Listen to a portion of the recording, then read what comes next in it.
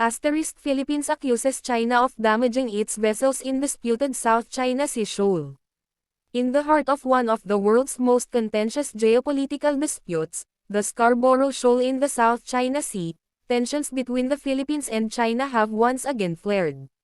The Philippines has accused China of causing damage to its vessels in the area, adding another layer of complexity to the already volatile situation. The Scarborough Shoal, known as Huangyan Island in China and Panatag Shoal in the Philippines, is a triangular-shaped chain of reefs and rocks located approximately 120 nautical miles west of the main island of Luzon in the Philippines. Its strategic location places it at the center of overlapping territorial claims by multiple nations, including China, the Philippines, and Taiwan.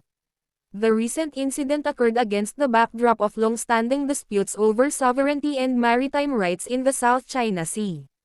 The Philippines, like other claimant states in the region, contests China's expansive territorial claims, particularly its assertion of sovereignty over nearly the entire South China Sea, demarcated by the controversial 9-line.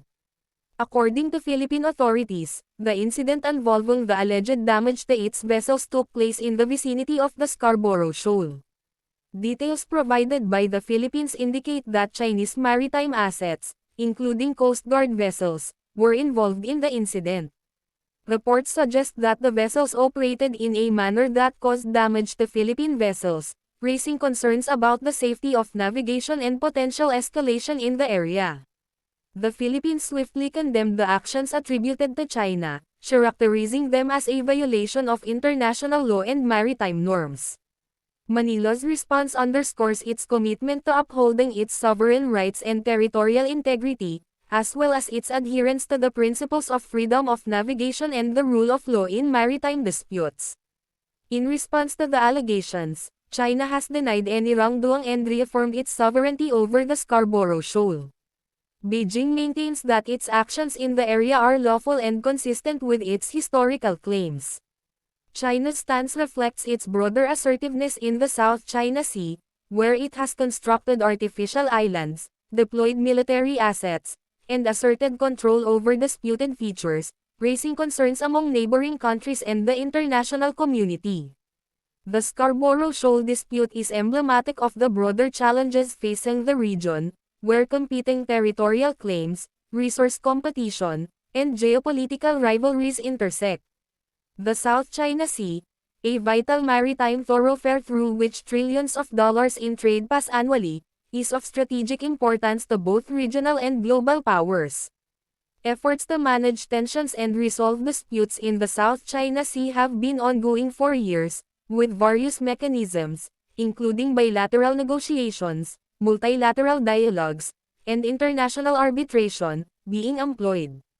However, progress has been limited, as conflicting interests and entrenched positions have hindered substantive cooperation and consensus building.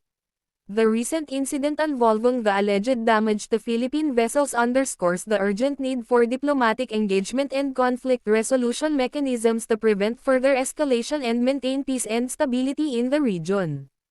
Both the Philippines and China have expressed willingness to pursue dialogue and diplomacy to address their differences and promote mutual understanding.